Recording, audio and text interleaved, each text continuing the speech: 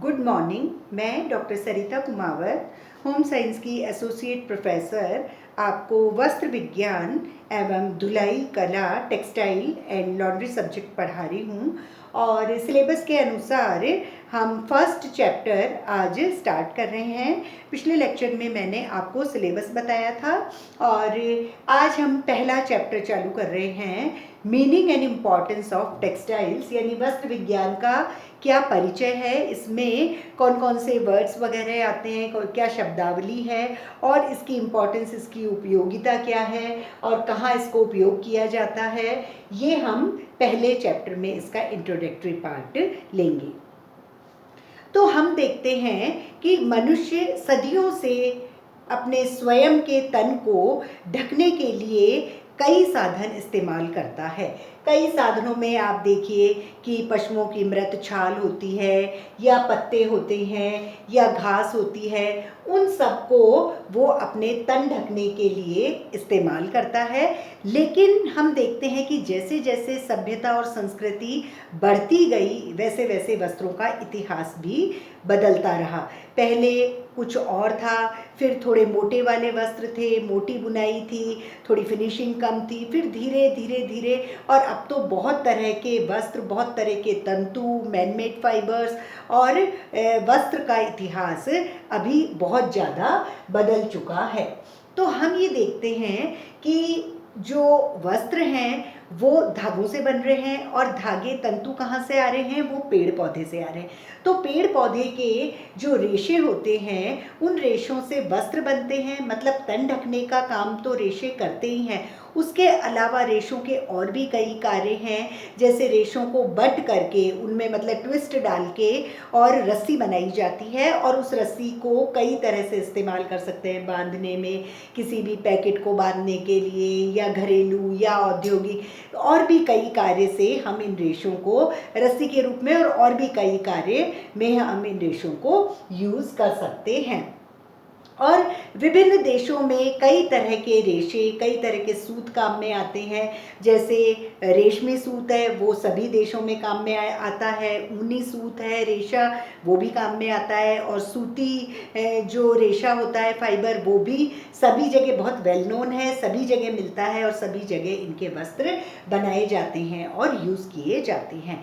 लेकिन हम देखते हैं कि पुराने समय में, शाही समय जो होता है कि शाही राजा रानी, तो वो जो कपड़े पहनते थे वो थोड़े से फिनिशिंग वाले, थोड़े पतले से और रेशमी वस्त्र होते थे, गोटा जरी वाले कपड़े होते थे। तो उस समय से ही वो थोड़े अलग और अच्छे वाले वस्त्र पहनते थे और इसीलिए तब से कुछ वस्त्र अभी भी चले आ रहे हैं, जैसे बालूचरी, चंदेरी साड़ी, ढाका की मलमल। मतलब ढाका की मलमल के लिए तो लोग कहते थे कि इतना पतला वस्त्र होता है कि एक अंगूठी में से भी एक थान को निकाला जा सकता है। बस फ़र्क ये है कि उस वक़्त हैंड वीविंग हुआ करती थी, हाथ से ही हथकरघे पे बनाया जाता था और अब जो है वो मशीनें आ गई हैं। तो रेशों में भी थोड़ी मिलावट करके बना सकते हैं, क्योंकि इतनी भागदौड़ की ज़िंदगी है कि प्योर कॉटन भी हम नहीं, मतलब कॉटन का कपड़ा अगर होगा तो भी हम उसको पूरा मेंटेन नहीं कर पाते हैं, तो इसलिए आर्टिफिशियल भी चाहिए। तो इसलिए पुराने समय और अभी में बहुत फ़र्क आ गया, लेकिन पुराने समय में भी कुछ सुनहरी रेशमी वस्त्र यूज़ किए जाते थे। तो जो वस्त्रों का निर्माण होता है एक्चुअल में वो धागों से होता है, धागे बनाए जाते हैं और धागों से वस्त्रों का निर्माण होता है। और धागों का जो निर्माण होता है वो तंतुओं के कारण होता है। जो तंतु होते हैं, फाइबर्स, उनमें बट देकर, मतलब उनमें बल दिया जाता है, ट्विस्ट दिया जाता है और धागों का निर्माण किया जाता है और फिर वो धागे जो है वो वस्त्र का निर्माण करते हैं। तो जो ये तंतु होते हैं, फाइबर्स, वो दो तरह के होते हैं। एक छोटे, मतलब लघु आकार के, उनको स्टेपल फाइबर्स कहते हैं, और एक होते हैं दीर्घाकार यानी फिलामेंट, लंबे वाले तंतु। तो जो लंबे तंतु होते हैं वो जो वस्त्र बनाते हैं वो चिकना और अच्छा होता है, क्योंकि उसमें लंबे वाले तंतु यूज़ हो रहे हैं। बहुत बार बीच बीच में जो फाइबर है वो स्टार्ट नहीं हो रहा है, तो लंबे तंतु से हमेशा चिकना और अच्छा और बढ़िया वस्त्र तैयार होता है। और जो स्टेपल फाइबर होते हैं उनसे थोड़ा सा रफ और थोड़ा मोटा वस्त्र तैयार होता है और वो सस्ता भी होता है। उसके बाद में आज हम एक और सब टॉपिक ले रहे हैं कि वस्त्रों का उपयोग। वस्त्रों का वैसे तो कई सारे उपयोग हैं, लेकिन कुछ उपयोग जो हैं वो बहुत ज़्यादा वेल नोन हैं और हमारी दुनिया में, हमारे संसार में ये सभी जगह इनको यूज़ किया जाता है। तो वस्त्रों का उपयोग सबसे पहले मैं बताना चाहूँगी कि जैसे संरक्षण के लिए, संरक्षण मतलब हमारे खुद के इंडिविजुअल के संरक्षण के लिए जो भी व्यक्ति होते हैं वो वस्त्रों का उपयोग इसलिए करते हैं, उनको सर्दी से बचाव मिलता है, गर्मी से बचाव मिलता है, धूप से, अग्निशमन कार्यों में भी हम वस्त्रों का यूज़ करते हैं, क्योंकि जो उसमें फिनिशिंग होती है, मतलब परिसज्जा वाले चैप्टर में ज़्यादा बताएंगे हम, लेकिन यहाँ भी मैं बता दूँ कि अग्निशमन में जो कपड़े पहने जाते हैं वो वस्त्रों के ऊपर कुछ इस तरह का लेप लगा दिया जाता है कि अगर वो आग में चले भी जाते हैं तो एक बार थोड़ी देर के लिए वो जलने से बच जाते हैं। ऐसे नहीं कि आग में खड़े रहें, तब तो जलेंगे ही, लेकिन थोड़ी देर के लिए जाते हैं तो ऐसा कुछ फर्क नहीं पड़ता। फिर वर्षा के लिए जैसे छाते, वर्षा से बचने के लिए छाते, बरसाती कोट ये बनाए जाते हैं। कारखानों में भी वस्त्रों का उपयोग होता है। फिर अंतरिक्ष में जाने के लिए अलग तरह के वस्त्र बनाए जाते हैं, लेकिन वस्त्र वहाँ भी उनको संरक्षण देते हैं। फिर हम ये भी देखते हैं कि सर्दी में हम गहरे रंगों का यूज़ करते हैं, गर्मी में हम हल्के रंगों का यूज़ करते हैं। गर्मी में हम सूती वस्त्र यूज़ करते हैं जिससे कि एयर का फ्लो आना जाना बना रहे, तो अगर पसीना आ रहा है तो वो बाहर कॉटन से बाहर निकल जाए। तो इस तरह से वस्त्रों का उपयोग इंडिविजुअल मतलब कोई भी एक व्यक्ति के संरक्षण के लिए बहुत ही जरूरी है। दूसरा जो उपयोग है वस्त्रों का वो है गृह सज्जा के लिए। पहले तो ये बहुत ज़्यादा यूज़ नहीं होता था, लेकिन अब आजकल तो गृह सज्जा, होम फर्निशिंग के नाम से दुकानें भी बहुत हो गई हैं, लोग भी इसको बहुत ज़्यादा यूज़ करने लग गए हैं। और गृह सज्जा में पहले तो एक चादर, एक दरी, तकिया गिलाफ यही सब हुआ करता था, लेकिन आज के ज़माने में अगर हम देखते हैं तो वस्त्रों का दरी के रूप में यूज़ होता है, नमदे के रूप में, कालीन के रूप में, पर्दे के रूप में, चादर, बेडशीट, मेजपोश, sofa bag, sofa runner, sofa दरी, टॉवल, नैपकिन्स, टेबल कवर। तो बहुत, अगर हम घर में देखें तो सब तरफ जहाँ हम निगाह फैलाएंगे वहीं हमको कहीं न कहीं किसी न किसी रूप में वस्त्र दिखाई देता है। भले ही आप रसोई में चले जाओ, झाड़न, पोंछन, टॉवल, नैपकिन, पोछा, मतलब हर जगह हमको वस्त्र दिखाई देता है। और गृह सज्जा में स्पेशली वस्त्रों का बहुत ज़्यादा उपयोग होता है। फिर तीसरा उपयोग है औद्योगिक रूप में, मतलब उद्योगों में। जो अगर हम इंडस्ट्रीज़ में देखें तो वहाँ भी थोड़ा वस्त्रों का उपयोग होता है। एक तो जैसे बेल्ट के जो पट्टी बनती है उसमें, उनके जो थैले बनते हैं, उनके जो पैड्स बनते हैं अंदर की भाई उनकी आवाज़ नहीं आए, टायर के अंदर लगता है कि, और मशीन का कंपन जो होता है उससे आवाज़ बहुत आती है तो उसके अंदर भी कपड़ा लगता है। उसके अलावा सीट की गद्दी, जो सीट बनती है, जो लोग मशीन पे बैठे हुए हैं या मशीन के साथ काम कर रहे हैं, तो उद्योगों में कई जगह वस्त्र काम में आता है। मतलब अगर वहाँ लेदर भी काम में आ रहा है तो लेदर के भी आप पीछे देखेंगे एक पतला सा, मतलब बहुत दूर दूर बुनाई वाला, जैसे गॉज होती है ना सफ़ेद कलर की पट्टी, वैसा वाला कपड़ा उस पर चिपका हुआ होता है। और मतलब कपड़ा कहीं न कहीं तो उद्योगों में काम आता ही है किसी भी रूप में। तो वस्त्रों का उपयोग उद्योगों में भी बहुत ज़्यादा काम में आता है। चौथा इसका कार्य है, चौथा उपयोग है पहचान के लिए। पहचान मतलब कि वस्त्रों से आइडेंटिफिकेशन मिलती है। वस्त्रों से आइडेंटिफिकेशन का मतलब है जैसे प्रत्येक स्कूल में एक अलग अलग यूनिफॉर्म होती है, कहीं येलो कलर की है, कहीं चेक्स है, कहीं लाइनिंग है, कहीं बिंदी वाला है, कहीं वाइट टॉप और ब्लू कलर का ट्राउज़र है, या कहीं टाई है, बेल्ट है, कहीं टाई बेल्ट नहीं है, कहीं स्कार्फ है। तो कई चीज़ें होती है, मोजे, मतलब जो पूरा ड्रेस होता है उसमें सब जगह वस्त्र ही हैं। तो स्कूल में, कॉलेज में और भी कहीं, तो वहाँ जब यूनिफॉर्म होती है तो वो आइडेंटिफिकेशन के लिए होती है। उसके अलावा अगर हम देखते हैं जल, थल, नभ, सेना, तो सेना में भी उनकी अलग अलग ड्रेसेस होती है। ड्रेस कोड से हमको पता पड़ जाता है ये जल सेना है, ये थल सेना है, ये वायु सेना है। फिर एनसीसी गाइड वगैरह में भी एक फिक्स डिज़ाइन कलर और सब होता है। वस्त्र का उपयोग, मतलब वस्त्र का उपयोग वहाँ ये है कि ये वाला ड्रेस पहना हुआ है, ये एनसीसी के बच्चे हैं, ये गाइड के हैं, तो इस तरह से ये पहचान, वस्त्र पहचान बताता है।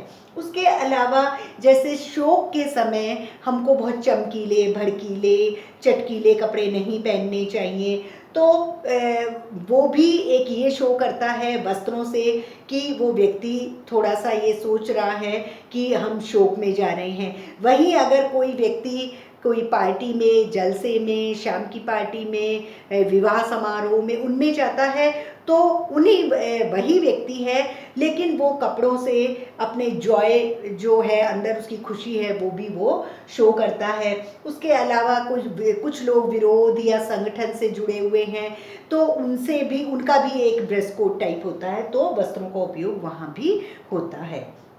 लास्ट है व्यक्तिगत उपयोग के लिए।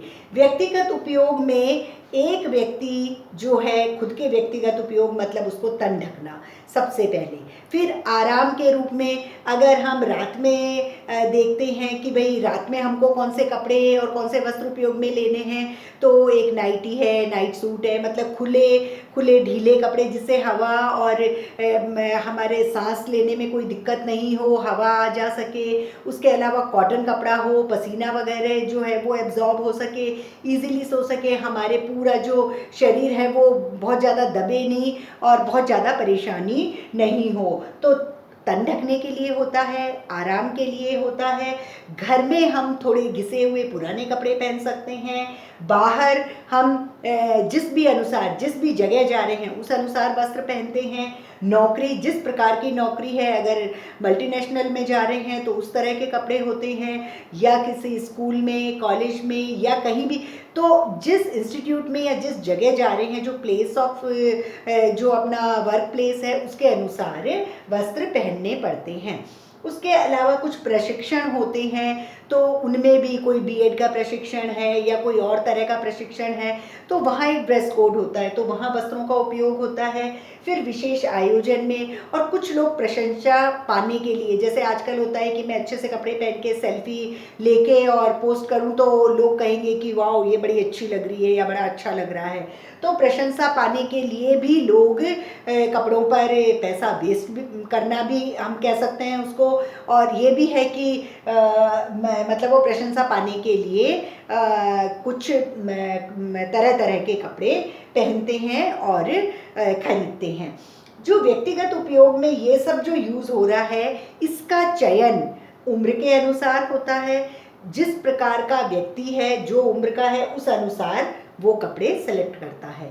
उम्र, फिर लिंग के अनुसार, और उसके वो व्यक्ति अपने आप में क्या है उसके अनुसार, और आजकल जो फैशन चल रही है उसके अनुसार ये सब जो है व्यक्तिगत उपयोग वो वस्त्र का होता है। ये सब वस्त्रों का उपयोग था कि हम संरक्षण के लिए वस्त्रों का उपयोग करते हैं, गृह सज्जा के लिए करते हैं, औद्योगिक रूप में उद्योगों में करते हैं, फिर किसी की आइडेंटिफिकेशन, पहचान के लिए भी वस्त्र को यूज़ किया जाता है, और व्यक्तिगत उपयोग के लिए भी वस्त्र को उपयोग में लाते हैं। फिर ये है कि वस्त्र विज्ञान जब हम पढ़ रहे हैं तो वस्त्र विज्ञान की जानकारी प्रत्येक व्यक्ति को होना अति आवश्यक है। इसलिए है क्योंकि आजकल जो कपड़े हैं, अगर हम बाहर जाके खरीदते हैं तो हमें ये नहीं पता पड़ता ये असली है या नकली है। सब एक से रंग के, एक सी डिज़ाइन के, सब कुछ एक सा कर देते हैं। लेकिन अगर आपको वस्त्र विज्ञान की नॉलेज होगी तो आप पता लगा सकते हो ये कॉटन है या ये पॉलिएस्टर है, या कितना % पॉलिएस्टर है, या फिर इसका कलर पक्का है या नहीं, या फिर उसकी बुनाई जो है अपन धूप में करके देख सकते हैं। तो इस तरह से उसका रंग, बुनाई, हम उसकी परिसज्जा देख के कि उसमें कितनी, कौन सी फिनिशिंग दी हुई है, भाई अगर ये है ना कॉटन है तो इतना चिकना कैसे है, भाई इसमें मर्सराइज्ड कॉटन है ये। तो अगर हमको पता है कि कॉटन ऐसा भी हो सकता है, कॉटन ऐसा ही नहीं है कि सिर्फ वो जो रसोई में गन्ना काम में लेते हैं वैसा, तो हम हर चीज़ की खरीदारी में हम अपनी वस्त्र विज्ञान की जानकारी यूज़ कर सकते हैं। हमें पता रहना चाहिए कि वस्त्रों को खरीदते समय उसकी धुलाई कैसे होगी, भाई ड्राई क्लीनिंग तो नहीं होगी, धुलाई में कपड़ा ख़राब तो नहीं होगा, श्रिंक तो नहीं होगा, कलर तो नहीं जाएगा, उसकी बनावट ऊंची नीची तो नहीं हो जाएगी। कई बार वस्त्र टेढ़ा मेढ़ा होते हुए भी वो सीधा करके कलफ लगा के कटिंग करके और सिलाई करके दे देते हैं, लेकिन जिसको वस्त्र विज्ञान की कला आती है या जानकारी है तो वो पता लगा लेता है कि ये कपड़ा टेढ़ा कटा हुआ है या ये कैसे सेलवेज के थ्रू, मतलब आड़ा कटा हुआ है कि लंबा कटा हुआ है, आड़ा है तो खराब हो जाएगा, जल्दी फट जाएगा। तो इस तरह से वस्त्र विज्ञान की जानकारी होना बहुत ज़रूरी है। और कोई भी वस्त्र जो हम खरीदते हैं उसको स्टोरेज कैसे करेंगे, उसकी देखभाल कैसे करेंगे, तो ये सब अगर हमको जानकारी होती है तो वस्त्र चयन करने में भी आसानी रहती है और वो लास्ट लॉन्ग भी चलता है। और कोई भी उसको देखता है तो वो ये कहता है कि हाँ, ये वस्त्र जो है ये बहुत ही अच्छा सा लग रहा है, क्योंकि वो अपने वस्त्र विज्ञान की जानकारी यूज़ करके वो व्यक्ति उसको खरीदता है। तो इस तरह से ये वस्त्र विज्ञान का परिचय और उपयोग के बारे में था। Thank you.